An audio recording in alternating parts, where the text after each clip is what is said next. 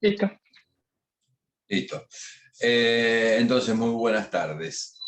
Nosotros habíamos visto en la última charla conmigo una parte de un trabajo que es propio, un trabajo que hice yo hace tiempo, que es la caracterización de los procesos de integración en su condición de organizaciones internacionales. Y decíamos la semana pasada, cuando nos vimos, que eh, cuáles son los elementos, las cinco características que los autores coinciden en reconocer a las organizaciones internacionales. Y también decíamos que esto lo analizábamos porque los procesos de integración de cierta profundidad, que también charlábamos este tema de los niveles, ¿se acuerdan que dijimos? Los que tienen cierta profundidad y comprometen más a los estados requieren de una conformación especial, de una estructura institucional y de una conformación como organizaciones internacionales. Entonces nos parecía, desde hace un tiempo que venimos nosotros planteando, que la necesidad de analizar cuáles son las características de las organizaciones internacionales para analizar dentro de, cuando veamos el esquema de integración concreto, tanto de la Unión Europea como del Mercosur, cuáles son los elementos esenciales a una organización internacional y cuáles elementos se pueden ir cambiando en esta organización institucional, por supuesto, con la vocación de mejorar el sistema de integración. Creo que nosotros habíamos terminado, podemos hacer un repaso muy sucinto de las 5 características que los autores coinciden en que deben tener todas las organizaciones internacionales, los 5 caracteres que nos demuestran la existencia de una organización internacional. El primer carácter interestatal, el carácter interestatal que está dado porque las organizaciones internacionales, en los términos de los que nosotros las vamos a analizar, requieren de una conformación, de una vocación por parte de los estados de conformar una organización internacional. O sea que están conformadas por estados. Y acá hacíamos la distinción de Cruz Roja no, Coca-Cola Company tampoco, todo lo que sean estructuras institucionales o organizaciones conformadas por estados. El segundo carácter es voluntario. Como decíamos, todas las organizaciones internacionales están creadas por un tratado internacional. Esto nos demuestra, en primer lugar, nos ratifica el carácter interestatal porque son los estados los que conforman por su voluntad una organización internacional. Y la forma en la que expresan esa voluntad de crear una organización internacional es un tratado internacional, que en el caso de las organizaciones tienen distintos nombres: Carta, en el caso de las Naciones Unidas, Carta la OEA, o Tratado de Asunción, en el caso del Mercosur, u otra denominación que pueda llegar a adquirir, pero en última instancia, básicamente se trata de un tratado internacional, para decirlo en pocas palabras. El tercer elemento, decíamos que las organizaciones internacionales, ahí sí me lo como siempre el tercer elemento, ayúdame. Carácter interestatal. Sistema permanente de órganos. Sistema permanente de órganos. Sistema permanente de órganos. Decíamos, en el devenir histórico, los estados primero se reunían para resolver o abocarse a una problemática específica a través de reuniones esporádicas que se realizaban por parte de los estados, y esto se denominaban las conferencias internacionales. Mientras que en un momento determinado, digamos, la necesidad de darle continuidad al trabajo de esa conferencia las transforma a partir de este sistema permanente de órganos en una organización internacional.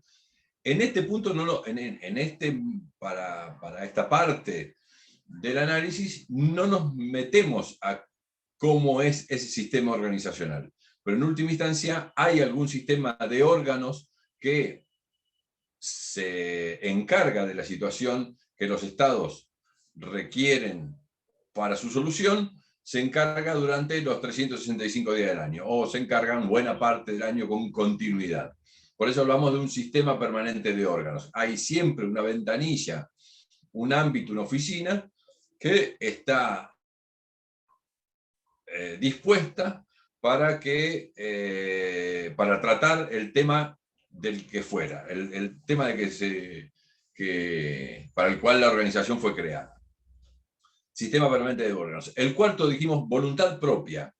Esto es, este sistema permanente de órganos que decimos, no nos metemos, por lo menos en esta parte del análisis, a evaluar cuál es el sistema permanente de órganos, sino que existe un sistema permanente de órganos, hace que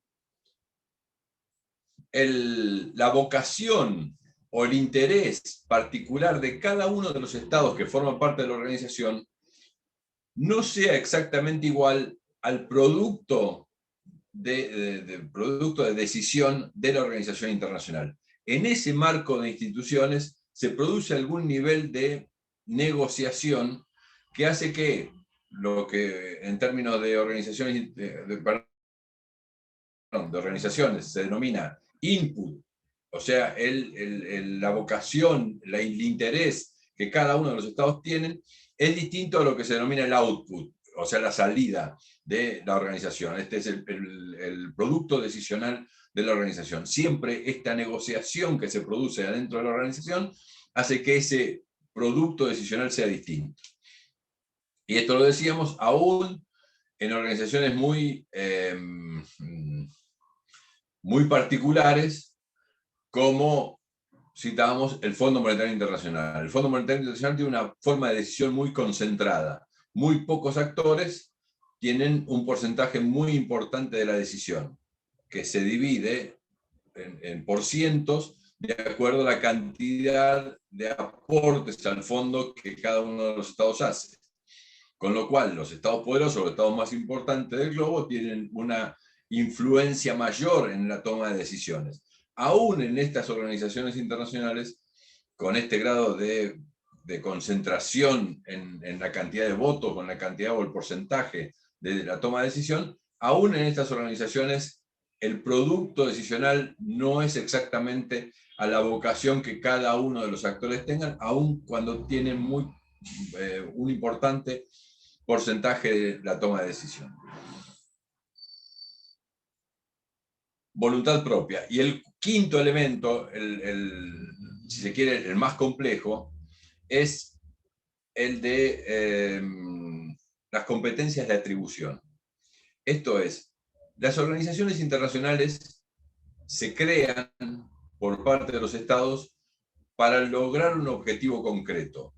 No son organizaciones librepensadoras, para decirlo de alguna manera. El Estado sí tiene la potestad de buscar el bien común y lo puede buscar por varios caminos, pero la organización internacional no. La organización internacional tiene un objetivo.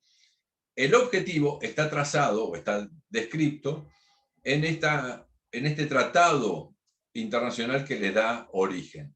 Allí los estados exponen cuál es la vocación que los lleva a generar la organización internacional y describen cuáles van a ser las potestades de esta organización internacional. Entonces, las competencias que las organizaciones internacionales tienen son solo aquellas que, permítanme que le cambie el nombre a esto porque, nada, es el nombre de mi mujer y no el mío.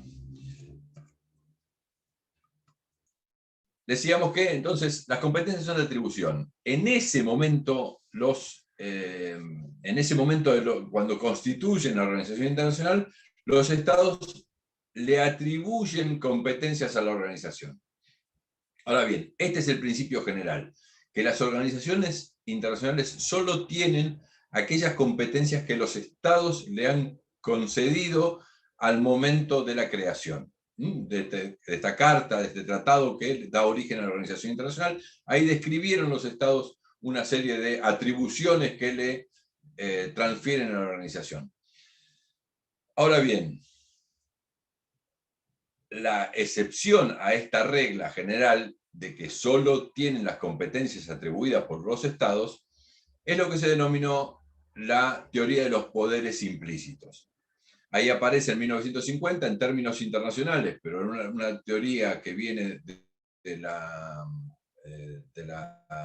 teoría constitucional norteamericana, que dice más o menos que al momento de crearse una organización internacional, los estados fijan un objetivo. Si para el logro del objetivo para el cual fue creada la organización internacional, los estados omitieron, por alguna razón, describir las competencias necesarias para lograr ese objetivo, se entiende que implícitamente fijar ese objetivo significa que los estados implícitamente han reconocido o han transferido las competencias necesarias para lograr el objetivo determinado. ¿Por qué decíamos que era importante esta teoría de los poderes implícitos? Porque esta excepción al principio general de que toda organización solo tiene la competencia que los estados le han atribuido, fue un mecanismo bastante importante en el caso de la Unión Europea para asumir por parte de la organización internacional competencias, aunque los estados no las hayan descrito adecuadamente. Y fundamentalmente para un periodo de tiempo bastante prolongado entre los tratados originarios del 56-57 hasta pasados los años 80. Durante todo este tiempo, la organización internacional fue asumiendo ciertas competencias en búsqueda de lo que los estados le habían fijado como objetivo. Si el objetivo era la concreción de un mercado común europeo, ese mercado común significaba que la organización internacional debía tomar más decisiones que las escuetas que le habían transferido en los tratados constitutivos. Con lo cual, así la organización fue creciendo en términos de competencia y asumiendo nuevas funciones. Ricardo, disculpe. Sí, por favor. Perdón que me interrumpa. Por favor, quisiera tener más claro esto último. O sea que la teoría de los poderes implícitos significa que si la organización está actuando de tal o cual manera es porque se presume que tiene competencias atribuidas de los distintos estados. No es que se presuma, sino que para el logro de los objetivos es imprescindible tener esa competencia. Los estados le dijeron, busque tal objetivo, pero no le describieron no le atribuyeron todas las competencias necesarias para lograr ese objetivo. Pero se presume que el objetivo es el que fija las competencias en alguna medida. Es una excepción a este principio básico de que solo tienen las competencias atribuidas. A ver si fui más claro o no. Sí, gracias. No, pero mi pregunta sería entonces Sí, vale. Tengo una pregunta. Que sería que entonces quiere decir que sí. Los estados pueden estar equivocados en el modo en cual ellos consideran que se puede acceder a ese objetivo. Ya que si no está escrito esa competencia pueden tener, en lado, claro, o pueden haber sido, digamos, la redacción de un tratado internacional puede no tener todas Yo les dije cómo nació la teoría que viene del constitucionalismo norteamericano, viene en una discusión a partir de si el derecho a emitir moneda lo tenía el Estado central, el gobierno central, o los estados federados en los Estados Unidos. Y este fallo, que es de 1809, 1807, una cosa así, viene a decir que por más que en la Constitución Nacional no se le haya descrito que la emisión de moneda solo puede hacerla el Estado central, queda de suyo que el objetivo de la conformación de una federación es la creación de moneda única, de una moneda común para todos los estados federados, con lo cual le saca la atribución, por más que en la Constitución no lo diga taxativamente, ¿se entiende? El ejemplo capaz que es más claro en términos de, señores, el objetivo de una federación requiere que la moneda sea única, con lo cual no puede haber una moneda por cada uno de los estados federados, sino que esto se transfirió aún que no fuera escrito específicamente, esto se presume que los que conformaron la organización se lo transfirieron concretamente a la organización en este caso, y se la sacaron a los estados federados. ¿Se entiende? Esta es la excepción a la teoría de los poderes, esta es la excepción a las competencias de atribución. Y para hacerlo más complejo, yo les conté que para 1992, cuando el proceso europeo se pone a discutir en serio las competencias de la organización, ahí sí empiezan a transferir competencias específicas de los estados, Banco Central Europeo, moneda común, política exterior de seguridad común, un montón de cosas que los estados sí se están desprendiendo de competencias y las están escribiendo y las están transfiriendo a la organización. Los estados ponen una alerta y dice, guarda, porque si desde el 57 hasta ahora la organización creció en términos de competencias a partir de la teoría de los poderes implícitos, no sea cosa que a nosotros le transfiramos todo esto y la organización siga creciendo en esas competencias. El freno que los estados imaginaron en términos de, por lo menos en términos jurídicos, para la actuación de la organización, se denominó principio de subsidiariedad.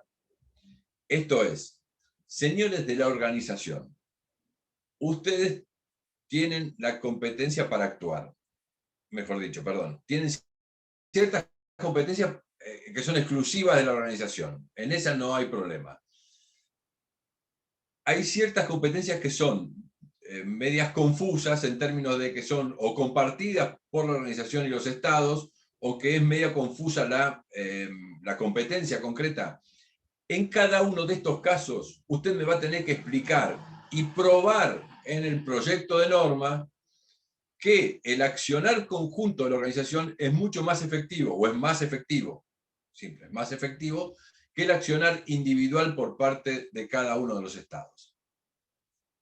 Esto es lo que se denomina principio de subsidiariedad. Usted va a actuar en términos subsidiarios, siempre y cuando el accionar de los estados sea insatisfactorio para lograr el mismo objetivo. Si el accionar de los estados puede llegar al mismo objetivo, con la misma economía, con la misma circunstancia, con las mismas condiciones, no puede actuar la organización internacional superior, para decirlo de alguna manera. Entonces tenemos lo que es bastante complejo. El principio general, competencias de atribución. Solo tienen las atribuciones conferidas por los estados en el Tratado Constitutivo. Excepción, teoría de los poderes implícitos. No solo van a tener aquellas transferidas explícitamente, sino que van a tener aquellas transferidas implícitamente en función del objetivo para el cual fueron creadas las organizaciones. Y cuando esto asustó en alguna medida a los estados en su búsqueda o ratificación de la soberanía, para decirlo de alguna manera, los estados vieron como un límite a la teoría de los poderes implícitos este principio de subsidiariedad. Señor, usted puede actuar, pero pruébeme que el accionar de la organización, en cada acto, el accionar de la organización va a ser más efectivo que el accionar individual de cada uno de los estados. Solo si se produce esto es lo que se denomina examen de subsidiariedad, esto de que usted está probando de que el accionar conjunto de la organización es más efectivo, solo podrá actuar cuando, ya digo, cuando haya alguna discusión respecto de competencias o sean competencias compartidas entre el Estado y entre los Estados y la organización internacional. Estos 5 elementos que dijimos, que los vimos el otro día, están escritos en el papel y evidentemente no los leyeron, porque si no hubieran tenido más dudas de las que tienen. Son las 5 características que los estados coinciden en que todas las organizaciones internacionales comparten. Todas las organizaciones internacionales son creadas por los estados, creadas en términos voluntarios, tienen voluntad propia, tienen un sistema permanente de órganos, tienen voluntad propia y sus competencias son de atribución. A partir de acá empiezan las diferencias respecto a las organizaciones internacionales. Y por supuesto que tenemos organizaciones internacionales de la más variada especie y historia, objetivos o lo que a ustedes se les ocurra. Tenemos organizaciones que se dedican a la salud, Organización Mundial de la Salud, tenemos organizaciones que se dedican a la cultura, la internacional es UNICEF, no, UNICEF es el niño, ahí. UNESCO, ¿no? UNESCO, perdón, UNESCO. Tenemos organizaciones de la... Bueno, tenemos Organización de las Naciones Unidas, tenemos OEA, tenemos organizaciones de las que a ustedes se les ocurra. Y por supuesto, La Cruz Roja sería una, profe. Estas 5, no, dijimos la semana pasada, ¿y por qué? Porque no está creada por los estados. La primera okay. pregunta que nos hacen de los 5 elementos es carácter interestatal. Y la Cruz Roja no tiene carácter interestatal. Fue creada y concebida por 5 amigos suizos que se encontraron después de Solferino y se preocuparon por la condición de los heridos en la guerra y no hay tienen actuación internacional, pero la Iglesia Católica, por supuesto, tampoco es una organización internacional porque tampoco tiene esta característica de ser creada por los estados. Entonces decíamos, después de estos 5 elementos esenciales que son necesarios y tenemos que reconocer, empiezan las diferencias. Esto es, de acuerdo a los objetivos que los estados tienen en vista para lograr o administrar una cuestión determinada, le buscan las formas que crean más convenientes.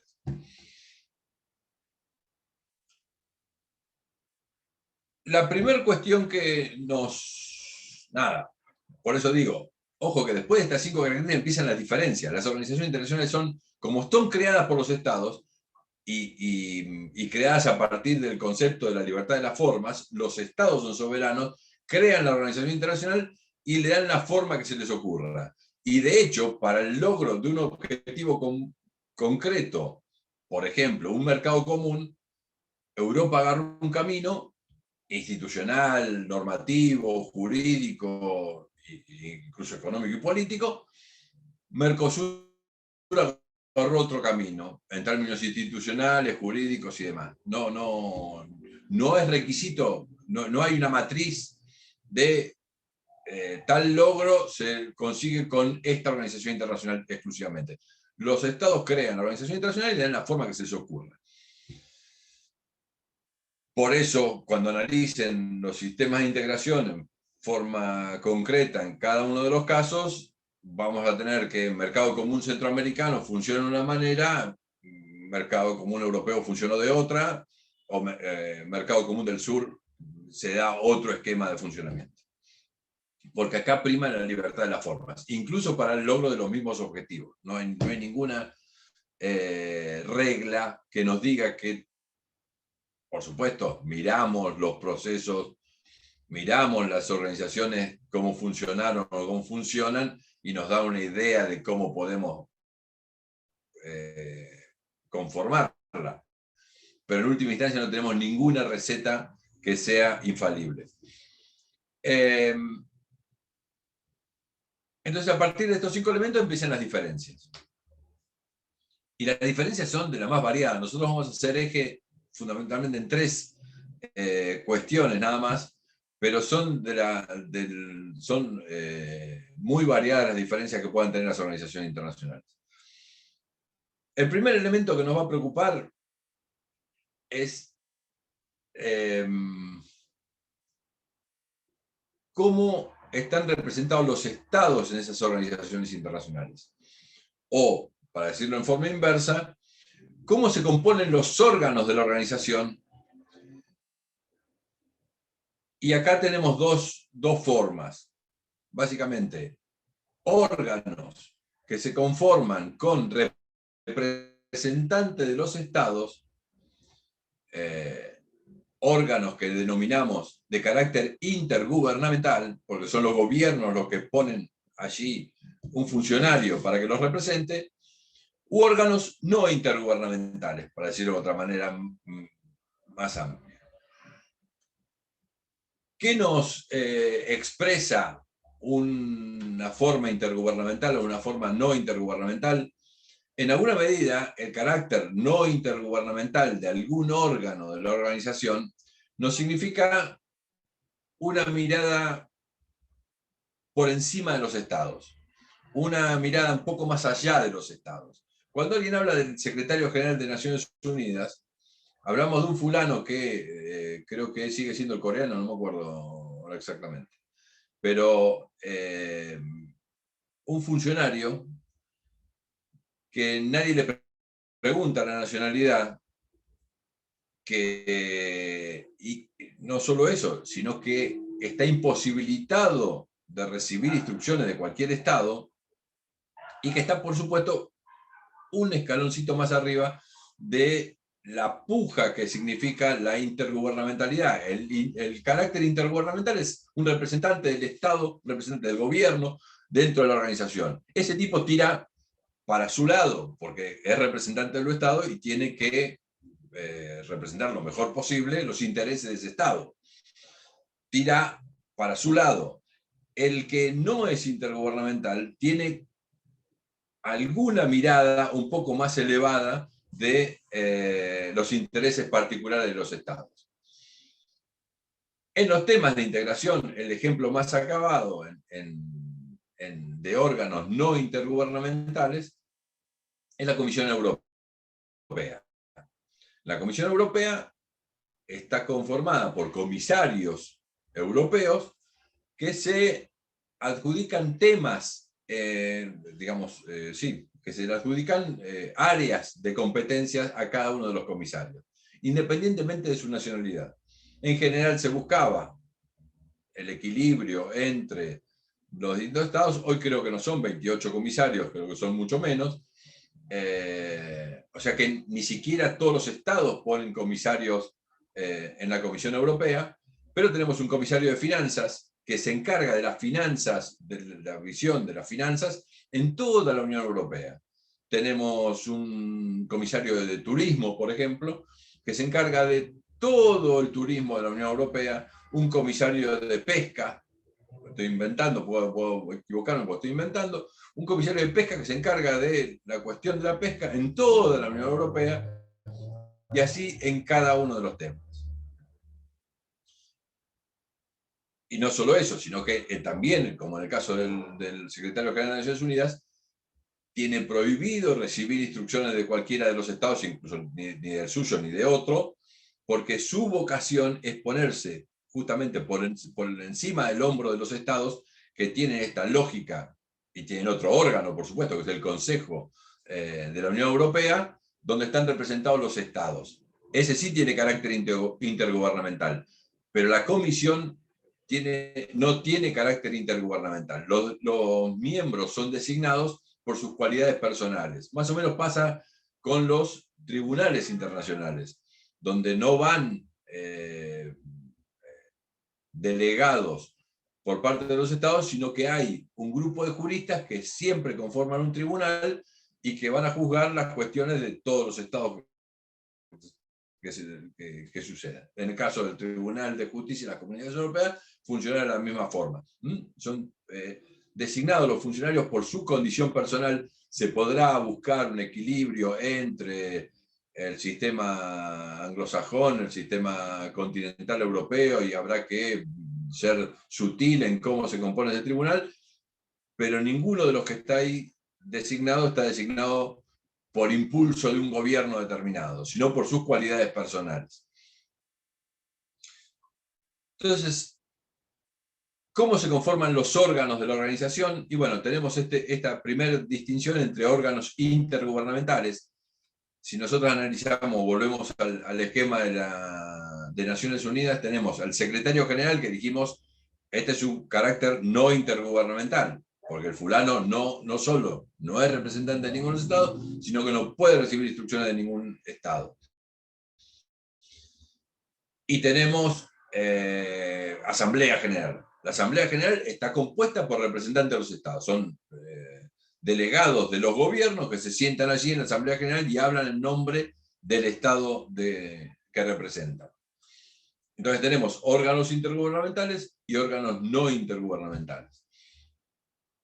A veces es importante, y en el caso de la Unión Europea muchos lo destacan como importante, que exista un órgano que por lo menos fije políticas que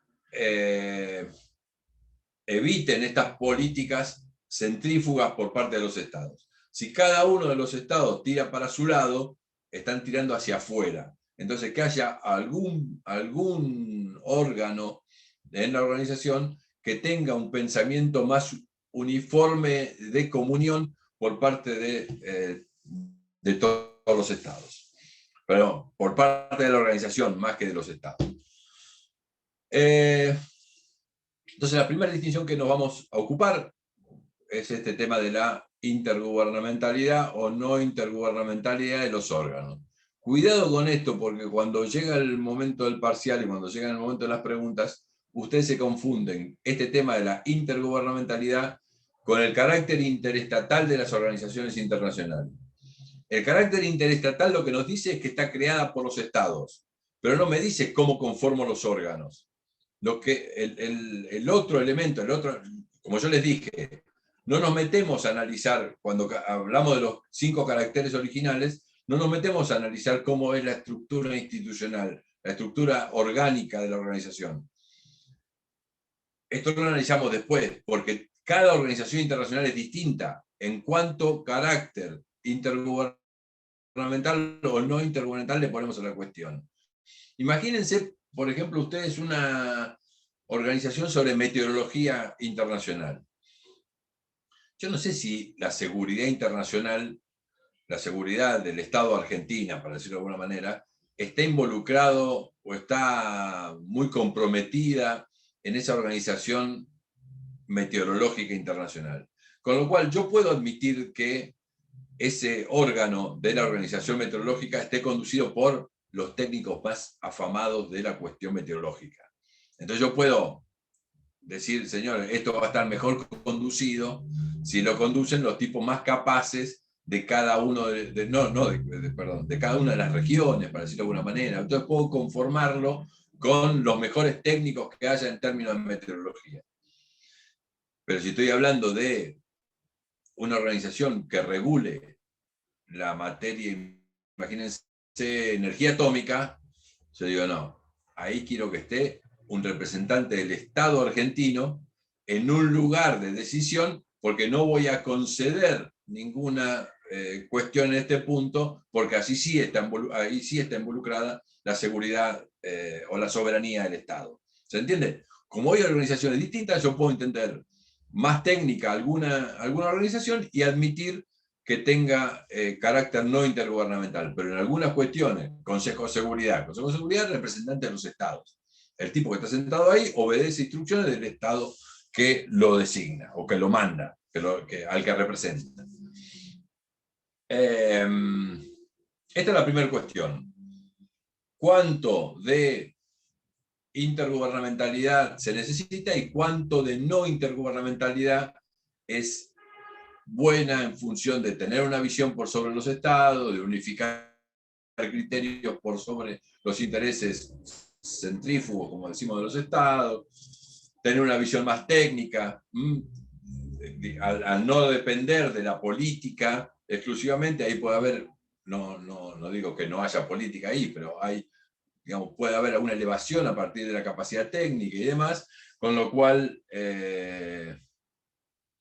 puede haber intereses más prolongados en el tiempo.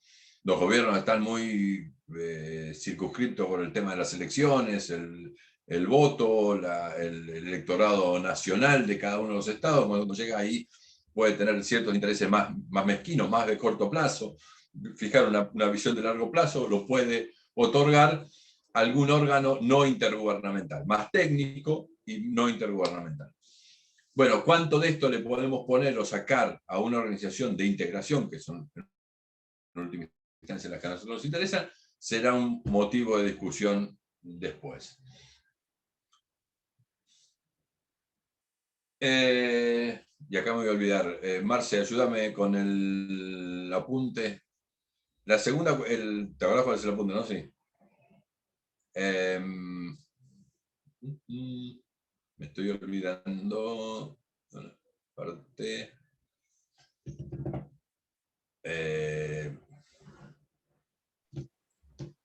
Ahora que estoy llegando a la punta. Sí. El contemporáneo. No.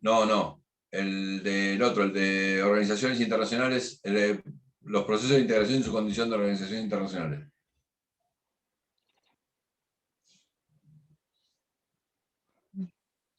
Bueno, vamos a saltearnos el que no me acuerdo y vamos al tercer elemento que nos interesa. Es que todas las organizaciones internacionales, decíamos, tienen un producto decisional. Ahora, ¿qué carácter tiene ese producto decisional? Va a estar dado por la competencia que le otorguemos a la organización, a los órganos de esa organización. En general, los estados, como son bastante reacios a conceder ejercicio de soberanía, como decíamos siempre, ejercicio de soberanía, no es la titularidad de la soberanía, sino que lo que conceden es el ejercicio de ciertas cuestiones que hasta ayer las manejaba yo como ejercicio de soberanía, yo como Estado, como a mí se me ocurría. Admito que pueden ser mejor manejadas a partir de un sistema conjunto en conjunto con algunos estados. Ahora, ¿qué valor le voy a dar a la decisión que produzca esa organización internacional? En general, los estados, como digo, son reacios a transmitir este ejercicio de soberanía. La mayor parte de las organizaciones internacionales producen lo que se denominan recomendaciones, que en términos individuales las recomendaciones pueden tener un carácter jurídico bastante limitado, sí, reducido. ¿Cuál es el valor jurídico de una recomendación? Cuidado, porque en general, algunos autores, alguien dice, las recomendaciones no tienen carácter jurídico. Yo soy más precavido, analizo un poquito mejor, porque las recomendaciones primero pueden generar uno de los elementos de la costumbre internacional y generarme derecho a partir de recomendaciones que van en un sentido determinado. Pueden generar lo que se llama la opinio iuris. Esto es, que los estados están acordando que el derecho viene por este lado. Esta puede generar una opinio iuris. Y el segundo elemento de la costumbre internacional es el comportamiento de los estados conforme a esa opinio iuris. Tenemos los dos elementos que generan costumbre internacional, y esto es derecho internacional general y obligatorio para todos los estados.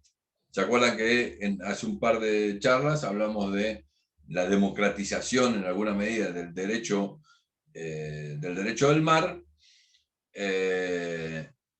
a partir de que la Corte Internacional de Justicia tomó los principios de Montego Bay y se los aplicó a 2 estados que no habían firmado Montego Bay y que por supuesto no compartían los criterios de Montego Bay, y a los 2 estados le impuso los principios de Montego Bay diciendo, señores, guarda porque esto es costumbre internacional. Más allá de que ustedes no hayan conformado con su accionar la costumbre internacional existe y ustedes la tienen que cumplir.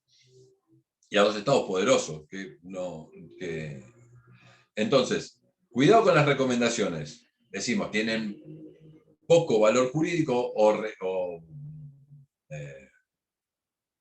restringido valor jurídico, pero pueden generar opinio iuris en alguna medida. Otros autores lo que plantean es que cuidado con rechazar las recomendaciones de un organismo internacional en forma constante, porque esto lo que rompe en alguna medida es el deber de lealtad que yo tengo con una organización de la que formo parte o admití mi participación. ¿Se entiende? Si yo suscribo un tratado internacional que me compromete a esa organización internacional, esto me compromete en alguna medida a que yo no puedo tener comportamientos contrarios a recomendaciones, aunque sean recomendaciones de la organización internacional conforme, durante mucho tiempo. En alguna medida, la mayor parte de las organizaciones internacionales producen este efecto jurídico, tienen decisiones que producen este efecto jurídico en las recomendaciones. No es poco, pero es restringido. La segunda posibilidad es que la organización internacional dicte normas que tengan carácter obligatorio para los miembros de la organización. Esto es, los miembros que conforman la organización internacional son los estados. Entonces, puede ser que otro, digamos, de los efectos que pueden tener las decisiones de las organizaciones internacionales es dictar normas obligatorias para los estados partes. Acá también, yo siempre dibujo cuando tengo posibilidad de dibujar como si fuera un cono. Entonces, la mayor parte de las organizaciones internacionales está en la parte grande del cono, donde tenemos las recomendaciones. En la segunda parte del cono, cuando se va achicando, tenemos normas de carácter obligatorio, y acá sí hablamos de normas de carácter obligatorio, para los estados que conforman la organización internacional. Esto es que obliga a los estados que conforman la organización internacional. Pero tenemos un núcleo reducido, si se quiere, donde el cono se hace más chiquito, de organizaciones internacionales en las que no solo las decisiones son de carácter obligatorio para los estados, sino que también son de carácter obligatorio dentro de los estados. Esto, en alguna medida, es lo que se denomina supranacionalidad normativa. Esto es, existe una organización internacional que adopta una decisión y no se detiene en la frontera del Estado, sino que se introduce dentro del Estado y afecta el acervo jurídico de cada uno de los particulares, empresas, particulares, individuos, adentro del Estado. ¿Se entiende? Profe, disculpe, ¿cómo se denominaba? Porque se me cortó. Supranacionalidad normativa. Gracias. Esto es una norma que se produce en el ámbito internacional o en el ámbito supranacional normativo y se mete adentro del Estado. ¿Es como el Parlamento Europeo? El ejemplo... ¿Perdón? ¿Es como el Parlamento Europeo? José, no te escuché. Sí, disculpe, es como el Parlamento Más que Europeo. El Parlamento... No. Sacalo del Parlamento Europeo. El reglamento en la Unión Europea. El reglamento, porque guarda que estoy hablando de supranacionalidad normativa, porque hay otro término, otro enfoque de la supranacionalidad, que es la supranacionalidad orgánica. En términos de supranacionalidad orgánica, el Parlamento es supranacional en términos orgánicos. Pero lo que estoy hablando ahora es del efecto de las normas de la Organización Internacional, y acá sí, el reglamento de la Unión Europea es el caso más claro de una decisión que se adopta en el marco institucional de la Unión Europea, tiene efectos y se introduce al interior de los estados.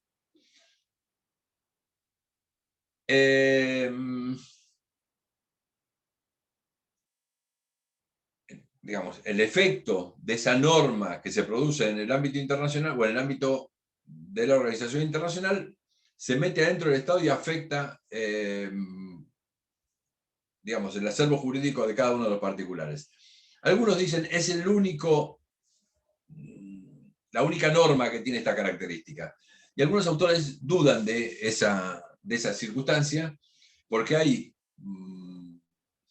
muchas organizaciones internacionales, bueno, dan casos concretos, por ejemplo, la OASI. ¿Saben lo que es la OASI? La Organización de la Aviación Civil Internacional. La Organización de la Aviación Civil Internacional dicta normas que no solo tienen que cumplir los estados, sino que cada uno que se sube a un avión está comprometido por la norma de la OASI. No solo la empresa, digamos, también la empresa que conduce el avión, que tiene la explotación comercial de una línea o lo que fuere. Los que nos subimos arriba de un avión, en algún momento, cuando nos vayamos a subir, cuando se pueda,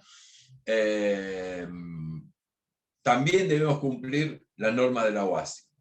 Y el Estado argentino hizo algo para incorporar esa norma, no hizo absolutamente nada.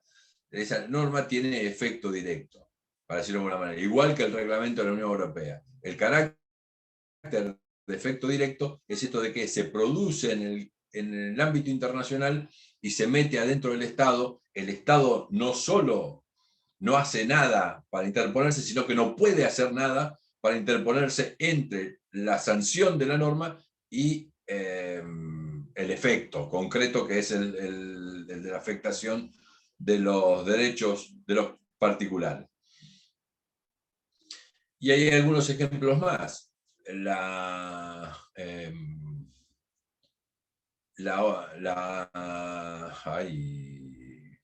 OMC también tiene normas que producen efectos al interior del Estado sin que el Estado tenga ninguna intervención. Afectan el comercio internacional y afecta a los particulares exportadores de algunos de los estados a partir de estas regulaciones que la Organización del Comercio Mundial, la OMC, la Organización Mundial del Comercio, dicta en cada caso. Por eso no es exclusivamente los reglamentos de la Unión Europea. Cuidado que dije los reglamentos de la Unión Europea. No todas las normas de la Unión Europea tienen este efecto directo, que es introducirse adentro del derecho de los estados. Solo el reglamento es el que tiene este efecto directo. Hay otro tipo de normas, lo van a ver en su momento, la directiva, las decisiones y demás, son normas que no tienen efecto directo. Requieren de la intervención del Estado para que tengan efecto entre los particulares. Pero el reglamento de la Unión Europea tiene este carácter. Entonces decíamos, en este embudo que yo a veces dibujo, por supuesto que son muy poquitas estas organizaciones internacionales, muchas organizaciones internacionales dictan recomendaciones, algunas organizaciones internacionales dictan normas de carácter obligatorio para los estados. ¿De qué estoy hablando? Básicamente, imagínense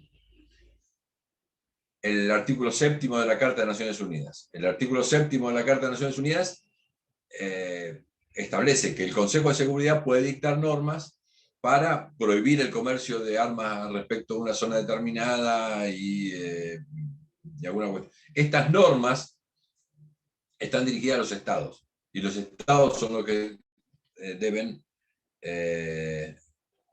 digamos, están obligatoriamente, digamos, restringidos a partir de ese tipo de normas.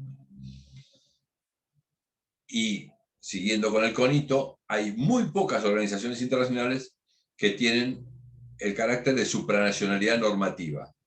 Esto es, se dicta una norma en la organización internacional y afecta directamente el derecho de los particulares, de las empresas, de los particulares, de los individuos adentro de un Estado.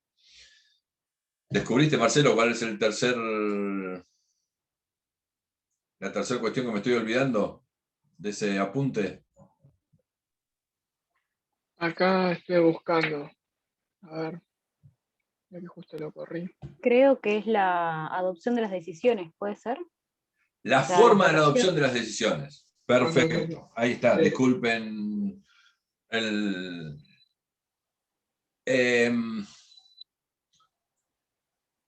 en muchos casos las organizaciones internacionales adquieren sistemas de órganos que son compuestos, por supuesto. Son tipos de asamblea, o más restringido, menos restringido, pero que tienen alguna composición compuesta. En organizaciones internacionales más numerosas habrá, digamos, órganos asamblearios, esto como decíamos, Asamblea General de las Naciones Unidas, Secretario General unipersonal, una asamblea donde están todos los estados reconocidos. Entonces, en la conformación de la organización internacional nos tenemos que poner de acuerdo en cómo se adoptan las decisiones, cuáles son las formas en que se va a producir las decisiones. Si quiere, por eso, perdonen que este es el segundo elemento. Decíamos, órganos no intergubernamentales, órganos intergubernamentales. La segunda cuestión, si se quiere, es este tema de cuál es la forma en la que se adoptan las decisiones, y el tercer elemento es el efecto que van a tener esas decisiones respecto del derecho, para decirlo de alguna manera, o el efecto hacia afuera, para decirlo en términos generales. Entonces, aquí sí prima la libertad de las formas, y los estados imaginan y elocubran las formas más variadas para la adopción de las decisiones. En primer lugar, tenemos una distinción básica, que es aquellas decisiones que requieren, o aquellos órganos que requieren para la toma de sus decisiones, unanimidad o algún sistema de votación. En primer lugar, los que requieren la unanimidad, esto es claro, es todos los miembros presentes y todos los miembros votantes para que surja una decisión. Lo que tiene unanimidad es esto. Requiere de todos los miembros presentes y todos los miembros votantes en una misma dirección. Según, para los temas de que se trate, este es imagínense, por ejemplo, la Asamblea General de Naciones Unidas. No sale una decisión nunca, una resolución no sale nunca, porque todos los miembros presentes y todos los miembros votantes en una misma dirección es imposible con 250 participantes. Pero hay órganos, hay sistemas o organizaciones que adoptan en ámbitos más reducidos el requisito de la unanimidad. Mercosur tiene 4 participantes plenos, 5, si se lo ve en el momento que ingrese plenamente Venezuela también. Y uno de los requisitos en el caso del Mercosur, más allá de que lo vamos a ver con detalle más adelante, es que todas sus decisiones se dictan por unanimidad. ¿Cuál es el valor? A ver, hagamos la prueba. ¿Cuál es el valor? Alguien leyó el artículo, puede ser más rápido. Ahí Julieta creo que fue, que me apuntó, que leyó el artículo, no sé si lo menciono en el artículo. ¿Qué es lo que estoy valorizando cuando yo requiero la unanimidad? A ver. ¿No está escrito en el papelito? Parece que sí.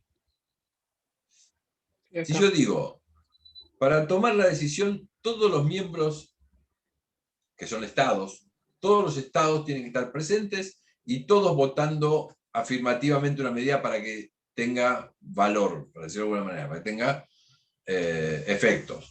¿Qué es lo que estoy valorizando? Que tenga un consentimiento, que esté consentida por todos los estados. No entiendo bien la pregunta. Consentida, sí, que esté consentida por todos los estados, pero hay un valor. A ver, ¿por qué, Laura? ¿Por qué? Y porque cada estado es soberano, no sé. Pensé en la soberanía. Es la igualdad soberana de los estados. Lo que estoy valorizando son todos los estados iguales. Estoy valorizando tanto a Brasil como a Uruguay. Mercosur tiene un voto Brasil, un voto Uruguay. Exactamente lo mismo. El apunte lo menciona como manifestación extrema de la igualdad soberana de los estados. ¿Es lo que digo yo en el artículo? El apunte dice manifestación extrema de la igualdad soberana de los estados. Porque lo que estamos diciendo es que son todos los estados son iguales. Si yo requiero la unanimidad, requiero que todos voten afirmativamente, requiero que, digamos, lo que estoy valorizando es que Brasil es lo mismo que Uruguay. ¿Está bien eso? ¿Está mal? Es un elemento a considerar. ¿Vale lo mismo Brasil? Imagínense en el caso europeo, Luxemburgo y Alemania valiendo lo mismo. ¿A usted le parece lógico? ¿Es democrático en términos de seres humanos? O sea, un uruguayo vale como 100.000 brasileños, más o menos, una cosa así. Estoy haciendo rápido la cuenta. Es un valor, es la soberanía, es lo que estamos imaginando. No vamos a poder imponerle a ningún Estado una decisión. Privilegiamos la unanimidad. Todo el mundo votando afirmativamente. ¿Está bien, está mal? No lo juzgamos en este momento. Lo cierto es que cuando las organizaciones empiezan a crecer en número, cuidado, porque la unanimidad es imposible. De hecho, en Europa la historia nos demuestra que allá por el 66, 67, ya había habido un proceso de crecimiento, creo que ya no eran 6, sino que eran 9 los estados que formaban parte de lo que hoy es la Unión Europea, y no me acuerdo si ya eran 9 o eran mismos los 6, pero estaba tan trabada el sistema organizacional que dicen, bueno muchachos, tenemos que salir de la unanimidad, porque más allá de que lo que decían los tratados internacionales que crearon originalmente Mercado Común Europeo, la Comunidad Económica Europea, aquellos tratados internacionales establecían la posibilidad de votación, pero los estados en defensa de la soberanía de cada uno de ellos seguía funcionando en términos de praxis, seguían funcionando con la unanimidad. En algún momento dijeron, bueno muchachos, para que esto funcione vamos a tener que dejar la unanimidad porque es muy engorroso en términos de toma de decisiones. Significó que Francia generara lo que se denominó en su momento la crisis de la silla vacía, y creo que fueron 6 meses o 9 meses que Francia no participó de los órganos comunitarios y hizo tambalear el sistema europeo en su momento. La unanimidad es esto. Todos los estados presentes y todos los estados votando afirmativamente la medida. La necesidad de que todos. Lo que jerarquiza es el derecho de veto. Cualquier estado participante en una organización de esta naturaleza, lo que puede hacer es vetar que salga lo que no quiere. No quiero que salga esa medida, voto en contra, se acabó la medida, no hay ninguna medida. ¿Se entiende? La jerarquización de la unanimidad significa, o mejor dicho, la adopción de la unanimidad significa jerarquizar la soberanía por parte de los estados y otorgarle a cada uno, sea grande, chico, mediano, el derecho de veto. Esto significa que si yo no quiero que la decisión no salga, si yo quiero que la decisión no salga, levanto la mano y digo, esto no sale.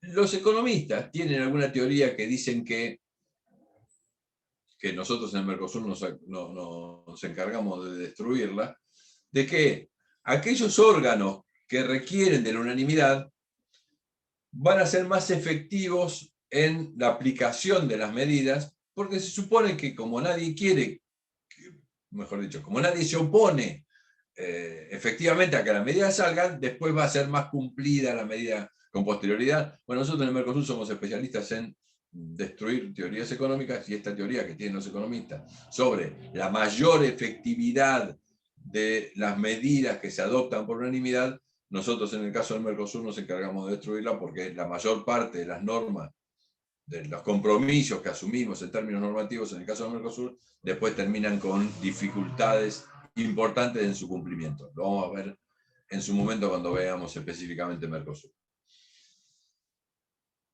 Después de la unanimidad, que es esto que estamos diciendo, aparecen los sistemas de votación. Y acá lo que se les ocurra. Sistema de voto ponderado, como decíamos, esto del Fondo Monetario Internacional y la Unión Europea tiene voto ponderado. Ya no vale lo mismo en algunos órganos de la Unión Europea, no vale lo mismo en el Consejo de la Unión Europea, no vale lo mismo el ministro alemán que el ministro de Luxemburgo. Su voto tiene un número, no me acuerdo exactamente ahora los números, pero históricamente Alemania valía 9, Francia valía 7, no sé si, y España 5, cada país tenía un número que ponderaba el voto de ese. Lo que decíamos del Fondo Monetario Internacional también es un voto ponderado.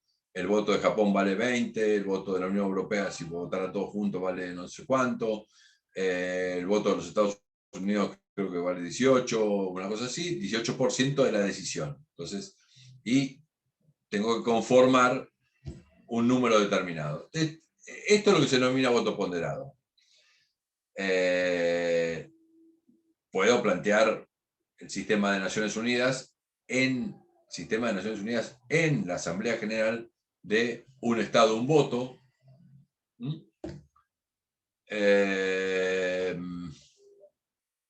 Y después puedo jugar con eso como se me ocurra, y después puedo jugar también con otro elemento que es la cantidad de votos necesarios para lograr una medida de determinada naturaleza.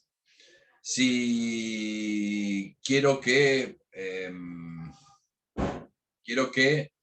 los estados,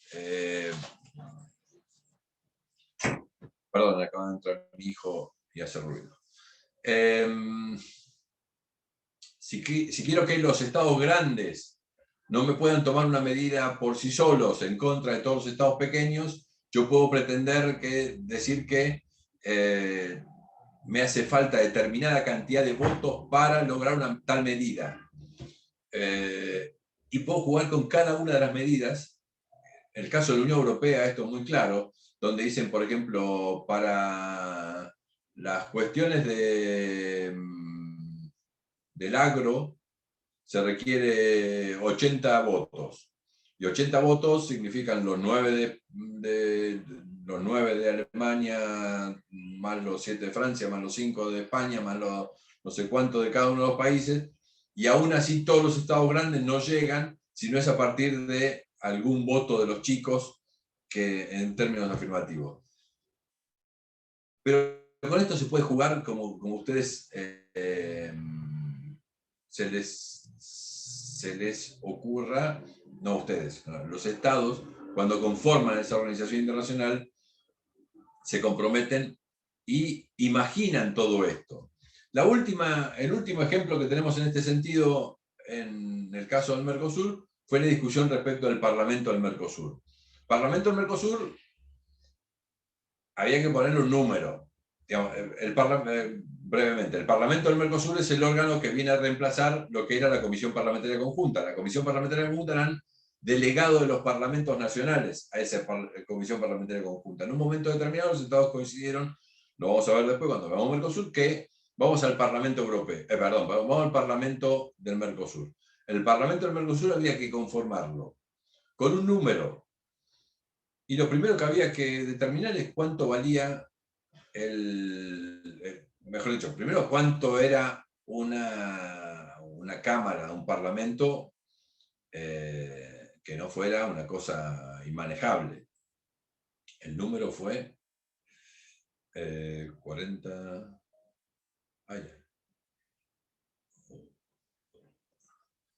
150, una cosa así. 200 parlamentarios. No puedo acordar. ¿Y cuánto aporta cada uno de los estados a ese parlamento? 44 en la Argentina, 70 Brasil, 70 y pico Brasil, 20 y pico Uruguay y 20 y pico Paraguay. ¿Cuál es la razón de ese número? Alguien se la podrá explicar de acuerdo a... Es acordado, es un número que se acordó, porque no se puede hacer una cámara muy grande, y por supuesto que con el voto directo, los parlamentarios no siguen valiendo lo mismo un parlamentario argentino que para ser parlamentario en Brasil vas a necesitar una cantidad de votos mucho mayor que para ser parlamentario en Uruguay. Pero aún así este número se tenía que acordar. No había forma de buscarle alguna razonabilidad. No es un voto cada 100.000 habitantes, porque un voto cada 100.000 habitantes deja a Uruguay con 100.000 no, 200.000 habitantes, eso deja a Uruguay con 15 miembros y a Brasil con 200 miembros, y esto va a ser una situación imposible. Esto se acuerda. Lo mismo que aplicarle el número para que la decisión tenga efecto. Esto también es una materia de discusión. Entonces, incluso está en el reglamento del Parlamento del Mercosur, ¿cuántos votos hacen falta para que tenga efectividad? Ahí está el número. Miembros. No, 1800, no. Brasil, 43, Argentina, 32. No puede ser ese número, sí. No, si Argentina votó 44 o 41. Mirá, lo que Creo, encontré recién en la búsqueda, dice 186 miembros. Sí. 75 Brasil. 186 miembros. 75 Brasil, 35. 43 75, 75. 75. Ahí sí. 75 43 Brasil, Argentina. 43 Argentina. Dice 32 Venezuela, 18 Paraguay, 18 Uruguay. Por eso, 18 Paraguay, 18 Uruguay.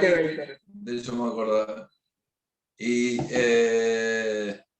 bueno, pero ese número se acordó. No había forma de... Y si ustedes le buscan la razonabilidad, no hay ninguna razonabilidad. A la par se discute cuánta cantidad de votos hace falta para que una medida tenga efecto. Y ahí se juega con la cantidad de votos y la cantidad de países que representan esos votos.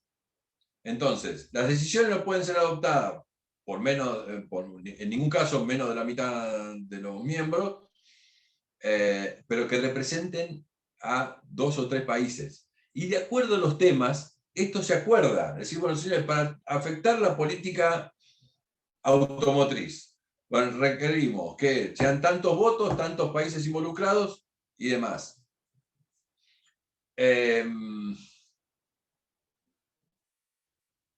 Por eso los sistemas de votación son infinitos. Requerir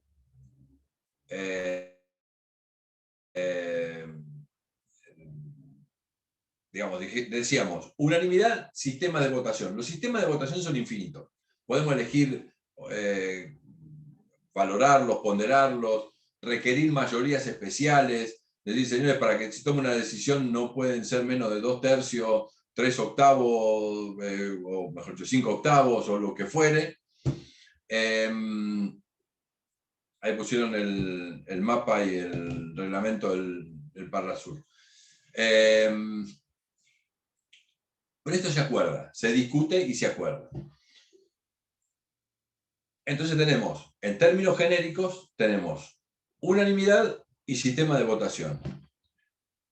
Hay un mecanismo, y esto pido que tengan cuidado porque no es común, pero en ámbitos de número importante de participantes, hay un mecanismo que ha tomado auge, que es lo que se denomina el consenso. El consenso se da dentro, y guarda que lo ubico de este lado, unanimidad, sistema de votación. Y lo pongo de este lado. En el sistema de votación, dentro del sistema de votación, hay una forma de adopción de las decisiones por consenso. Muchos participantes, imagínense una asamblea de muchos participantes. Si hay muchos participantes, seguramente hay pocos ricos y muchos pobres. Los pobres que impulsan una medida determinada están viendo o están advirtiendo que pueden votar, que se puede adoptar la decisión, pero que los pocos ricos que hay en ese ámbito no se van a reprender en la toma de decisión. Y me van a dificultar la aplicación de la medida el día después. De la misma manera, los ricos, que son pocos, saben que los pobres pueden conseguir el número para adoptar la decisión. Entonces se emprende una negociación. Los muchos, para que los ricos se incorporen a la toma de decisiones, y los pocos, para que la decisión en última instancia no sea todo lo extremista que podría ser si la adoptan exclusivamente este sector. ¿Se entiende? Pero en el fondo, los dos saben que se puede ir a votar. Estos saben que pierden en la votación y quieren torcer la negociación todo lo que puedan, y estos saben que pueden ganar, pero no quieren tener una decisión que deje afuera a los más importantes participantes del planeta. Entonces se formula una decisión y en un momento determinado todo el mundo aprieta los dientes y el que está al frente de la asamblea dice: el consenso es este. Y todo el mundo aprieta los dientes y se adopta la decisión. Cuidado, porque esto no es lo mismo que la unanimidad. Se parece mucho, pero no es lo mismo que la unanimidad. En la unanimidad yo puedo votar en contra y la decisión no sale. En el caso del consenso, yo puedo votar en contra y la decisión puede salir igual. Entonces, lo que yo intento es negociar lo más posible para lograr que sea lo más parecido a lo que yo quiero esta decisión. ¿Se entiende esto? Y cuidado con el confundir este tema de la unanimidad con el consenso.